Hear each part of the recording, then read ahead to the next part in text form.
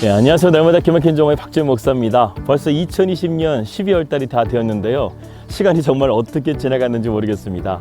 이 12월 달은 참 중요한 달이죠. 한 해를 잘 마무리하고 또 새로운 한 해를 잘 준비하는 이 중요한 시간, 우리 날마다 기막힌 종의 식구들도 주님이 주시는 지혜와 은혜를 가지고 한 해를 잘 마무리하시고 또 새로운 한 해를 잘 준비할 수 있기를 주님의 이름으로 기도하겠습니다. 산상수훈의 말씀을 끝나고요. 여운이 상당히 오래 갔어요. 그래서 다음에 무슨 말씀을 전할까 좀 이렇게 묵상하는 시간이 좀 길었습니다. 그러다가요, 시국인 만큼 지금 정말 우리에게 필요한 것은 바로 기도가 아닐까 하는 생각이 들었습니다. 여러분, 기도는 두 가지가 있다고 합니다. 하나는 우리가 하나님의 임재 안에서 주님을 만나는 기도의 자리가 있고요. 또 하나는 하나님의 정의와 공의가 이 땅 가운데 실현되고 또 우리의 간구가 응답되어지는 간구의 기도가 있습니다.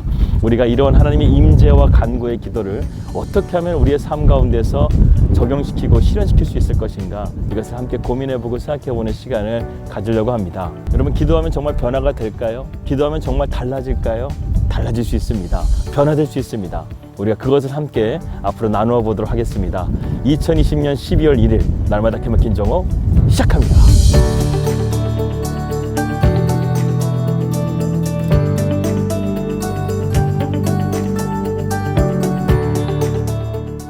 노벨 물리학상을 탄 유대인의 알버트 아인슈타인에게 어느 날 한 학생이 논문 주제에 대해서 의논하려고 찾아왔다고 합니다. 그 학생이 아인슈타인에게 이렇게 말했어요.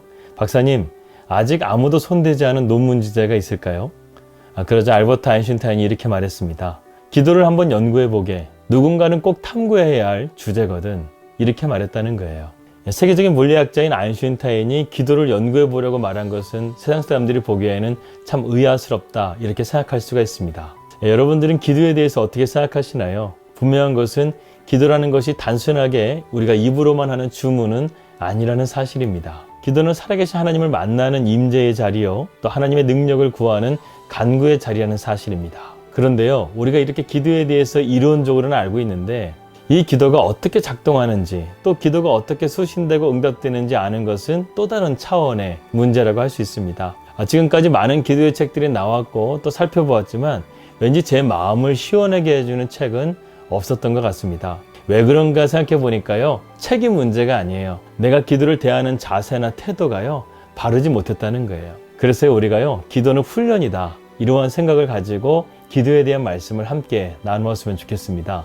모든 종교에는요, 저마다 어떠한 형태로든 기도의 행위가 존재합니다. 고대 시대 같은 경우에는 짐승이나 심지어는 사람까지 바쳐서 제사를 드리는 것이 그들에겐 기도였던 것이고요. 오늘날에는 우리가 지금 하고 있는 것처럼 눈을 감고 신을 향해서 우리의 마음을 열고 다가가는 것, 이것을 우리는 기도라고 말합니다. 심지어는 무신론자들도 기도를 안 할 것 같은데 나름의 기도를 합니다. 무신론의 대표적인 것이 바로 공산주의잖아요. 그런데 공산주의는요, 수령을 우상화합니다. 그리고 무신론자들은요, 인본주의, 즉 인간을 우상화하고 있습니다. 저는요, 산상수훈을 마치고 이러한 기도 생활에 대해서 연구하기로 마음을 먹고 이 책이나 자료를 모으는 과정에서요, 많은 영생의 대가들의 삶에는 반드시 기도가 있었다는 사실을 발견하게 되었습니다. 성경은 말할 것도 없고요. 5만 번의 기도의 응답을 받은 조지 밀러는 하루의 대부분의 시간을 기도로 보냈고요. 감리교회 창시자 존 웨슬리의 어머니 수잔나 웨슬리는요, 아무리 바쁜 일상 가운데 있다 할지라도 자녀들에게 꼭 기도해 주는 것을 빼먹지 않았다고 합니다. 종교개혁을 일으켰던 마틴 루터도요, 하루에 3시간 이상 기도하는 것을 잊지 않았다고 하는데요. 그는 기도를 다음과 같이 이렇게 비유를 했습니다. 구두 장인이나 제단가가 능숙하고 자연스럽게 신발을 만들고 옷을 짓는 것처럼 그리스도인은 기도하는 일에 익숙해져야 한다. 그런데요, 오늘날 우리 현실을 한번 보겠습니다. 지금 우리는 기도를 어떻게 대하고 있습니까?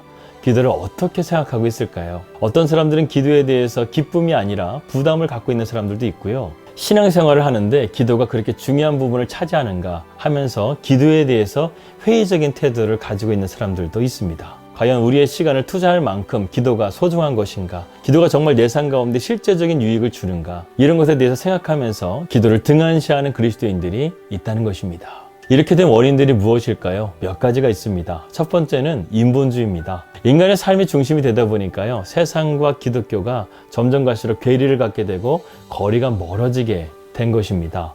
두 번째는 편의주의입니다. 오늘날 과학기술의 발달로요, 우리가 먹고 살만해지니까 종교를 하나의 문화생활로 전락시켜버리는 경우들이 있다는 것입니다. 다시 말해서 등 따숩고 배부르게 된 현실 속에서 우리가 기도의 필요성이 없다고 생각하게 되는 것이죠. 세 번째는 회의론입니다. 코로나 전염병과 같은 일들이 일어나고 또 정치와 경제는 그야말로 크로노스, 혼돈 가운데 있습니다. 그런 가운데서 하나님이 살아계시다고 한다면 어째서 이러한 세상을 가만히 내버려 두시는가? 하나님은 정말 살아계시는가? 이런 회의론에 빠지기도 한다는 것입니다. 네 번째는 빠르게 돌아가는 세상이라고 할 수 있습니다. 세상이 날이 갈수록 우리가 빨리 돌아가기 때문에 사람들이 느긋하게 앉아서 기도할 여유가 없다는 거예요. 제가 어렸을 때는 예배 시간이 1시간 반에서 2시간 정도 되어도 성도들이 아무렇지도 않게 은혜를 받았는데요. 요즘에는 그렇지 않은 것 같아요. 지금은 예배 시간이 1시간만 지나가도 사람들이 지루하다고 말하고, 또 어떤 사람은 설교 시간은 20분이 제일 좋다 이렇게 말하면서 설교의 시간을 자꾸만 줄이려고 하는 그러한 모습들이 나타나기도 합니다. 점점 갈수록 교회가 세속화에 물들어가 버리는 것이죠. 그야말로 기독교는요, 지금 이러한 세속화에 악전고투를 하고 있습니다. 하지만 이러한 모든 것에는 분명한 이유가 있습니다. 우리의 영성, 즉 기도가 막혔기 때문에 그렇습니다. 기도가 열리면요, 이 모든 것들이 순식간에 바뀌게 됩니다. 문제는 우리가 기도를 잘 모르거나 아니면 잘못 기도하고 있기 때문에 그렇습니다. 기도에 대해서 내가 성경적으로 바로 알고 내가 체득한 기도의 증거들이 분명하게 가지고 있다고 한다면 우리는 더 이상 기도를 무력한 기도를 보지 않을 것입니다. 우리는 앞으로 기도에 대해서 알아가면서요, 기도는 어떠한 의무가 아니라 특권이라는 사실을 깨달았으면 좋겠습니다. 하지만 이 특권은 하루아침에 주어지는 것이 아니에요. 기도에는 반드시 훈련이 필요합니다. 처음에는 기도하는 과정이 쉽지가 않아요. 하지만 우리가 예수 그리스도를 믿는 이상 기도를 절대 포기해서는 안 됩니다. 기도는 반드시 우리의 신앙생활 가운데 필수적인 요소라는 거예요. 어떨 때는 내가 기도하는 목적과 방향과는 정반대로 응답이 올 때도 있습니다. 하지만 우리가 이렇게 생각했으면 좋겠습니다. 하나님의 뜻이 이루어질 수 있다면 믿음으로 순종하겠습니다. 이렇게 기도의 응답을 우리가 받아들일 수 있다고 한다면 우리는 성숙한 그리스도인이 될 수 있습니다. 우리는 기도의 궁극적인 목적을 바로 알아야 됩니다. 기도는요, 하나님과 인간이 만나는 유일한 통로라는 사실입니다. 시편 27편의 말씀에서요, 시편 기자가 자기가 단 한 가지의 기도의 제목이 있다고 한다면 이런 기도를 드리고 싶다고 고백하고 있습니다. 내가 여호와께 바라는 단 한 가지 그것을 구하리니 곧 내가 평생에 여호와의 집에 살면서 여호와의 아름다움을 바라보며 그의 성전에서 사모하는 그것이라.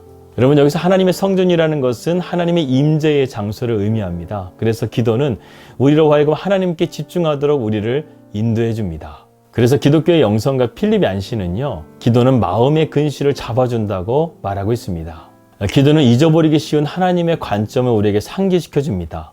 우리는 때론 주시는 분과 구하는 자의 역할이 뒤바뀔 때가 있어요. 내가 하나님을 섬기는 것이 아니라 하나님이 나를 위해서 봉사한다는 그러한 착각을 할 때가 있다는 것입니다. 욥기에서 하나님께서는요, 욥의 말과 친구들의 말을 다 들으시고 욥에게 이렇게 말씀하십니다. 내가 땅에 기초를 놓을 때에 내가 어디 있었느냐? 내가 깨달아 알았거든 말할지니라. 누가 그것의 도량법을 정하였는지, 누가 그 줄을 그것의 위에 띄웠는지 내가 아느냐? 흔히 우리의 기도는요, 일상생활에 벌어지는 자잘한 사건만을 생각하는 데 있지 않습니다. 기도는 무궁무진합니다. 오히려 깊은 기도를 들어가게 되면요, 하나님의 그 높으신 뜻을 우리는 발견하게 됩니다. 바울은 고린도후서에서요, 자기가 14년 전에 자신이 천상의 세계를 보고 왔다고 고백하고 있습니다. 그런데 이 바울이 누굽니까? 신약 성경에 13권이나 썼던 이 바울이 이 천국을 보고 와서요, 그가 인간의 언어로는 도저히 이것을 말할 수가 없다, 이렇게 고백할 정도로요, 하나님의 그 깊은 세계, 하나님의 나라는요, 정말로 우리가 상상할 수 없는 무궁무진한 세계라는 것입니다.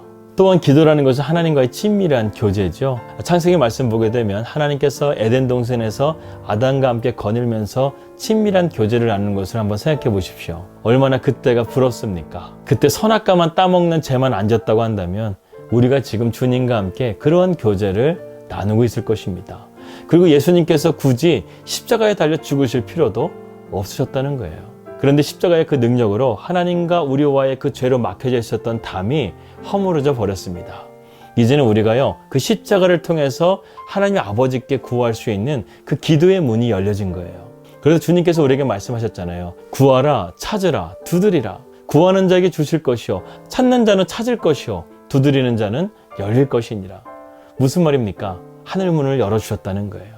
예수 그리스도의 십자가의 능력으로 하늘의 문을 열어주셨다는 것입니다. 여러분, 그동안 묵혀두었던 여러분들의 기도의 무기 다시금 꺼내십시오. 다시금 기도의 자리로 나오십시오. 여러분의 기도의 무릎에 기름칠을 하십시오. 그래서 우리가 다시금 그 기도의 자리로 나가게 될 때 우리에게 다시금 그 기도의 능력이 회복되게 될 줄을 믿습니다. 기도하겠습니다. 하나님 아버지 감사합니다. 오늘 우리가 이렇게 기도에 대한 말씀을 나누게 하심을 감사합니다. 우리 안에 묵혀진 그 기도의 무기 다시금 꺼내서 먼지를 털고 그것에 기름칠을 해가지고 우리의 기도의 무기가 무기력한 무기가 아니라 강력한 무기가 되어져서 우리의 삶 가운데 하나님의 임재와 하나님의 능력이 임하는 삶이 될 수 있도록 역사하여 주시옵소서. 예수님의 이름으로 기도하였습니다. 아멘. 예, 여러분 구하라, 찾으라, 두드리라. 그러면 주님께서 주시고 찾고 열어주실 것입니다. 우리가 이러한 기도의 능력을 믿고 믿음으로 나아가는 우리 날마다 개막현 정원 식구들 되시기를 주님의 이름으로 기도하겠습니다. 평안한 하루 되시고요. 저는 내일 뵙도록 하겠습니다. 우리 믿음으로 승리합시다. 할렐루야.